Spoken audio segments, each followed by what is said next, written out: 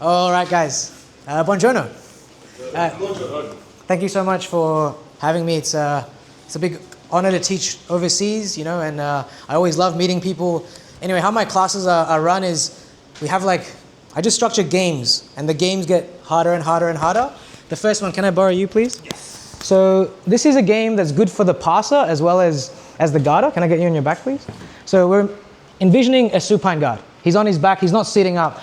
I don't really have a way to win but to deny. This is what I do when I'm rolling with the best guys, actually. So I'm imagining you're Levi Jones-Leary. I've never passed his guard, but I like to think maybe one day I can.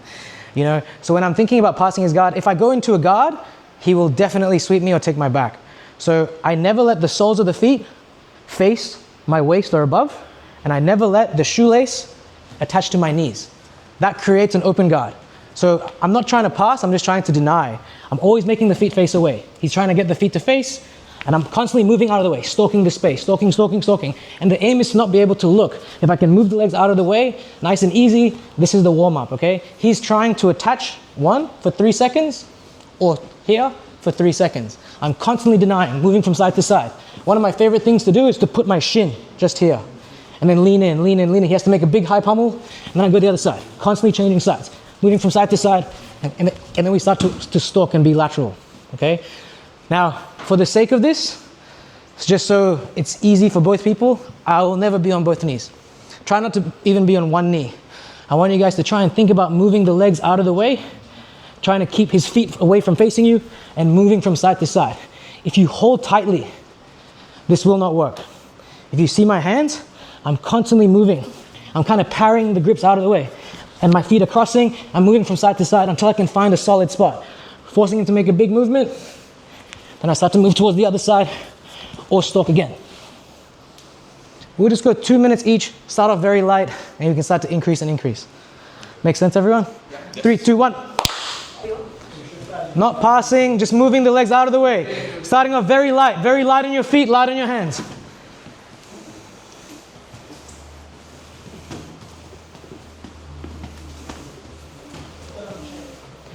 Start off slow, try and checkmate. Never letting the feet face you, never letting the shoelace attach to you.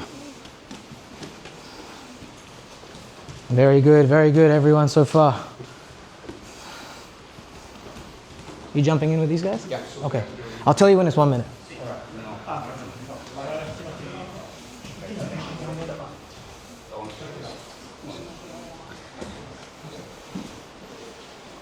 You like leg drag as well? Yeah. I love it too. You're going to switch on your own? I'll tell you when to switch. It's tiring at the start. It's all abs. You're going to get 6-pack. 1 minute has gone by, halfway there for the person on top and bottom. If you can do this with a slow speed, you're doing it very well. All right, try and do it slowly. The aim is to not be athletic. The aim is to try and move quite slowly. All right, try and checkmate them. Don't let their feet face you, and we don't let the shoelace attach. Doing excellent so far.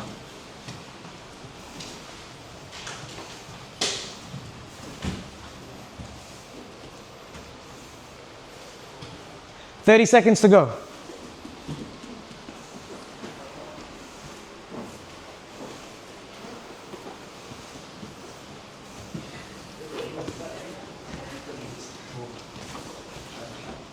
Lighter on your hands, less strong, light on the hands.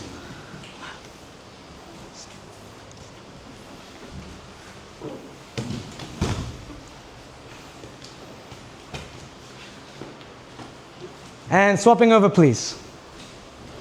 Still light pace, guys, doing really well. Swapping over, please. Swap. Let's go. Oh, swapping top to bottom, yeah. What's the word in Italian to switch? Cambio. Switch. Cambio? Cambio, sì. Diciamo, finalmente, hai visto, ci voleva la Masterclass. Hi, how are you? I'm Mikhail, nice to meet you. Manuel. Nice to meet you, Manuel. Not letting the feet face. You must keep attachment. Must keep attachment.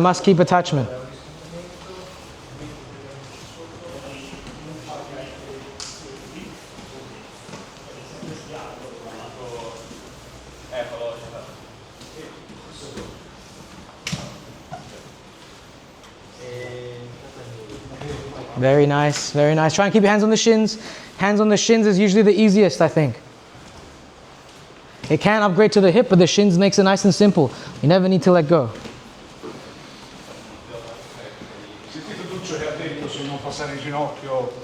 Yeah, it's meant to be light, meant to be light. Relax, relax. Yeah, yeah, yeah.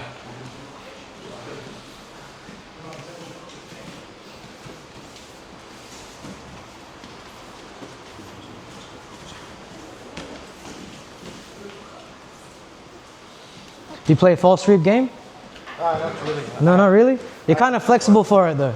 Yeah. Maybe you should, I think. Like your body moves very well for it. Yeah. Oh, you like to play on top? Yeah, I mean, you're a big guy, it makes sense. That's it. 20 more seconds.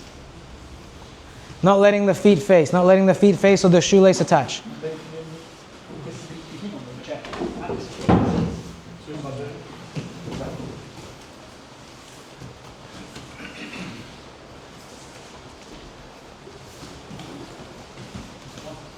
So I saw how most of you move, and it seems like this is a gym where people love the leg drag, which is, I think, it's the best pass, I think, in Jiu-Jitsu. I think it's the safest pass and one of the best passes. So we're going to link that into how to pass to other positions, but also how we can link that into leg locks.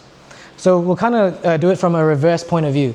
If I have the leg drag on my opponent here, I think the reason why the leg drag is the best pass is because I can attack so many things. Right, I have the simple pass, which I think is maybe the weakest of the things. All right, then we have scenarios where we can head towards smash pass, so we can head towards a mount. For those that know how to like the crab ride or the berimbolo stuff, we can start to roll through, we can start to head towards the back. This sort of strategy, or a deeper leg drag. Or if you love leg locks, we can always sit back to very, very strong positions. So just knowing all those things makes it very, very stressful on my opponent. So we're gonna work with the leg drag at the start, and we're gonna look at what I think is very important. Now, I think it's very important to never be able to see his knee. So if I get my arm towards the ground here, I'm leaning with my hip forwards. If I can't see his knee now, he can only push me with his arms, and I can always lean upwards. If let's say my opponent here didn't even have arms, he has no arms, but his leg is here, he can move me away. So this is the thing that I value the most for the time being. Now with my left leg and my left arm, I'm gonna lean my weight towards this space here between his hip and his armpit as my side lifts this way, okay? Now my aim is to really lean into my own fist. You can also add the detail of flicking this ankle out. Now depending on what reactions they're giving me, will give me a determination of what I'll do. So just from here, all right, if he keeps this arm nice and tight in, right, I can't get any underhook. The easiest thing, I think, is the smash pass. So I'm gonna put my hand out wide, lean my second knee in, and I step over the top. Usually this will be nice and tight here. Now that I'm here, I need to get this knee towards the belly, his belly button. Currently I'm parallel. I'm gonna get into a T position, perpendicular. And I get my knee towards the ground as I step in. Now, to get towards mount, I need one underhook. So I can go to the near side if this space is blocked, and we can just start to climb towards a very strong mount. If this side is flared here, we'll take this underhook, cross face, for an even stronger mount. Okay, so those are the two options that I do from that smash pass position of the leg drag. There is one more, the bonus technique for those that like all the rolling back takes. In a scenario where I'm in the smash pass here, and I've made it here, if they don't do anything, or if he tries to reach for my hip, I reach for his hip, and we can start knee wedge berimbolo. So from here, put the foot on the ground, we stomp. I turn my knees this way, or I look this way. Catch the hip, spin in, take the back. Can I borrow you? So from the leg drag, how I get to the leg drag as well. Sorry, it's a bit hard. I lift the leg up and I actually walk out wide.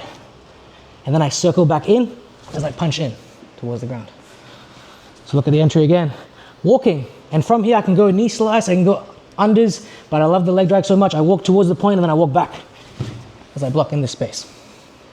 So if he's keeping nice and tight, he's not doing anything, I grab the hip and I lean.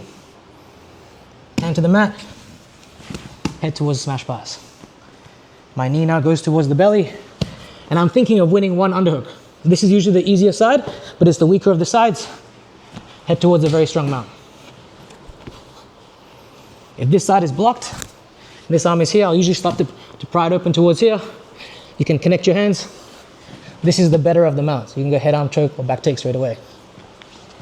And for the bonus technique, for those that like to be a little bit fancy about it, which I think the mount is the better of the attacks, but just in case you need to do this. If they're keeping nice and tight, he's doing nothing, or he reaches for like an octopus guard towards the back, we roll. Stomping down, my knees face the left as my body looks towards the right. Catch. I'll take the back. I want you guys to practice that. I'll come around and help you. All right. So don't. Any questions so far, by the way, guys? I'm happy to cover stuff as things go on, and please feel free. I actually often say, I know this isn't a seminar of sorts, but I actually often say this in my seminars. 1 second. That I think I'm better at answering questions than teaching. Okay. So please feel free to ask questions. I have a question on the inception of the pass. Yep. Before, at the beginning, let's say the battle to conquer that shoelace and Yep. put it in the right place. What can happen? What you always have to face in order to get there before you actually pass. Yeah, that's actually what I was going to cover next. We're going to do like very early stage and very late stage as well. And the one thing I wanted to communicate to everyone, which I mentioned at the start, which is the quadrant thing. So is there a clock in here? Yeah, there's a clock in here. All right. So whenever you see me passing someone's guard, unless I'm established inside the pass, I'll have 2 feet in one quadrant always. All right. When it comes to every single guard he can think of, and his head's always 12 o'clock. If it's De La Hiva, he's putting my feet in different quadrants. If it's reverse De La Hiva, my feet are in different quadrants. If it's like single leg X, my feet are in different quadrants, even closed guard, different quadrants. So if my legs are always in one quadrant, it's very hard for them to move me. I'll feel very heavy. All right. So think about that as we're passing. So there's like the 12 to the 3, the 3 to the 6, 6 to the 9, and the 9 to the 12. My feet's always in one of those two. And when I pass, I'll end up here. Even like north-south, I'll be here. I'm never in true north-south. It's always off towards one side. You'll feel yourself get heavier, and you'll feel your opponent start to really feel the fatigue as they're in one quadrant. So you'll kind of rarely see me like this. You'll see me here. Yes. Or you'll see me back here. All right? You always have an angle, right? Always having an angle. All right? You'll never see me in having my feet in two separate quadrants. I feel like then I'm losing. He starts to win. He starts to pick up his pace. So anyway, I'll start in two different quadrants. We're going to attach, and I walk towards here. Now this links to all the passes that I do, similar to that first style. We're going to lift the leg up. I'm going to walk out here, but never breach this quadrant. This is the next quadrant, so I stay within this range. A few things can happen, all right? We can end up in knee slice. If he's quite active with this leg, right, I'll go leg drag to the other side. But the one that I'm looking for the sake of today is I'm actually going to shin pin. I get here. This is one of my favorite positions, all right? And how I get to the leg drag from here is I come underneath. So my thumb goes through, and I start to walk his hip into this space. And now that I'm solidified in a passing position, I don't think the quadrants are as important now. Unless he had maybe my leg. Now it's important again. I want to bring this leg back in. So if we're looking at that entry again, I come out wide, and I'm going to get my shin to pin. I'm going to go underneath, and it's like an over-unders, and I walk his leg towards here. Once here, it's still not done. I need to be able to not see his knee, so I pummel into the armpit, and I can pummel through. So once more, we're coming out wide towards this quadrant, shin pin, we come in under like an unders pass, walk in, breach the armpit, and we've settled in. All right, so now we had the question of what happens if your opponent is very tight. All right, they're very tight, they're being defensive, and you don't want to take the side control. You know, maybe they like buggy chokes, maybe their side control escapes are very good. It feels like it's a bait to take side control, and I think it is. So from here, one of my favorite things to do is I use this hand now to lift, and I just keep lifting. Because he's not framing, I don't even need this so much. I just keep lifting until they face the ground. It's like a turtle. Leg drag and turtle is the same thing, but the turtle's on the side. Now I go palm out, pummel inwards, and we have a very strong claw grip. Now, if you want to go to side control, we have strong head arm chokes. The thing that I like the most is when I get towards here, I post my hand up high, and I step my knee behind his head. Now from here, it's very dangerous to, I think, step in early. So what I do is I keep lifting up high, and I step in when they're facing the ground. Now that I'm here, the biggest mistake I see is people sitting directly backwards. He's gonna turn into me, and it's closed guard.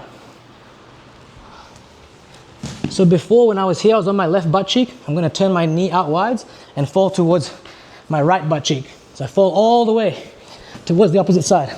And I always value holding the defending choking hand. I'm gonna try, I know I didn't want to teach you guys too much, but I really want to show my back taking sequencing as well. So I will show that for the time being. If you just sit up for me for a second. Sit up, please. So for me, I'm embarrassed to say, and I say this all the time when I teach this, but I got good at rear naked chokes as a black belt. All right, it was my worst choke for a long time because of the size of my torso. All right, I'm a short guy. So when I'm here, my head is lower than his. If I'm like this, I can never really reach behind his neck. But if I get my head higher than his, I can always reach through. And now defensively as well, if let's say he only had one left arm, if he goes thumb down with the grip, even without this, I'll never get the hand behind the head. Like be strong. I'll never get this hand. But if I had my hands on the inside, and he has two hands on this, I can simply climb up. So I need to try and beat this hand early when I take the back. So I'll communicate that as we go for the leg drag and the back take as well. So I'm here, I walk out wide, head towards my shin pin, staple. This is like inside camping, all right? We can come into camp as well if you like camping. We come in towards the leg drag, all right? Now that I'm here, they're being quite defensive, stalling. I keep lifting. Post on the mat if you need to keep lifting. Hand goes in. We get the claw grip. From here, my hand goes to the mat, and I bring my knee all the way through. And now I drive forwards, stepping over. Holding the hand as we sit all the way towards the back take here. Now I value getting my foot across, climbing up. For those that like rear naked chokes, this is the perfect time to punch down and reach for the back of the head. And you can swap hands in rear naked choke. Or swap sides. So we'll cover that again. I know it's quite a lot. I'll come around. I'll make sure that you guys get at least like most of it. We walk up and out, head towards the shin pin. Start to stack them towards the leg drag. Now that I'm here, they're being somewhat defensive, maybe baiting some kind of buggy choke. They're doing like all these weird things here. So I just simply keep lifting. I keep lifting, pummel the hand towards the claw grip. Once we're here, hand goes to the mat. I lean forwards as I step. Sitting all the way towards the far side, I catch the defensive hand straight away. With the foot across the hip, I punch down, reach for the choke, and we have two scenarios. We can sit towards the other side for the rear naked choke. The one that I like is I just punch down, swap sides, and rear naked choke with my right hand instead. I'll do it once more for everyone. Walking out towards this quadrant here, shin pin, walking up towards the leg drag. We start stacking, pummeling under. This here is actually, I think, the hardest step.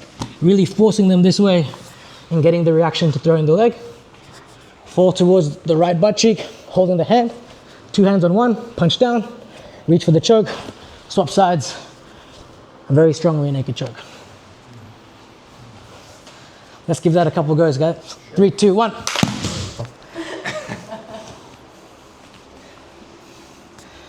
So in a setting where we have the leg drag position, but we can't seem to come up with anything, they're feeling tight, I want to really be able to try and advance. Now I'll show the Kimura in a second, but we're going to work on the leg, like the leg entanglement here. What I'll do is I'll put this hand through and I'll gather at the knee and I'll sit directly down. All right. Now my elbow is going to come towards like the bone part of the ankle and it sits in here. For those that like straight full locks, you can do it too. But for the sake of the heel hook, we're going to go here. Now it depends which hip they move to. The more common of the hips is this way, but we'll say he goes this way first. If he goes that way, we lock up the saddle and we can start to sit up.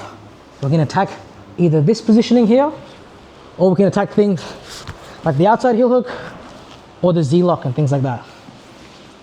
Now, most commonly they don't turn that way.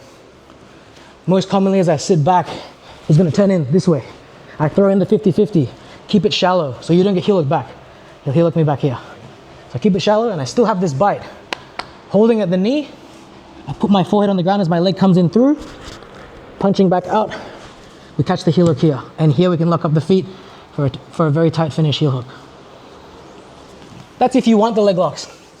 And look, to be honest, it's a preferential thing. You never need to get good at attacking leg locks. I think it's important to get good at defending them though. Or alternatively, the Kimura that I'll show is we're here and I can't seem to turn him to his side. He's feeling too strong, too rigid. I reach for the back of the trap. I keep my chest behind his tricep as I reach for his wrist, and then I reach for my own wrist. We can step up towards here and attack the Kimura, or as they defend the Kimura, we can sit them up. And if I hold this, he can't even defend the choke on the way through. So we'll look at that Kimura transition again. I'm here, he's defending the Kimura. I go over the top of the forearms. I sit them up, and this is my favorite position to tap someone from. Only my friends experience it. Do you guys want to practice that before we get into specific training? All right, so I can't enforce that everyone train. Okay. Obviously, if you want to train. I know you're competing tomorrow, so if you want to rest, please rest. You don't rest. How old are you, bro? 21. Don't need to rest. I'm talking nonsense to him. All right, so the thing we're going to do now with training is we're going to try and do everything that we've done, all right, to try and make the pass work.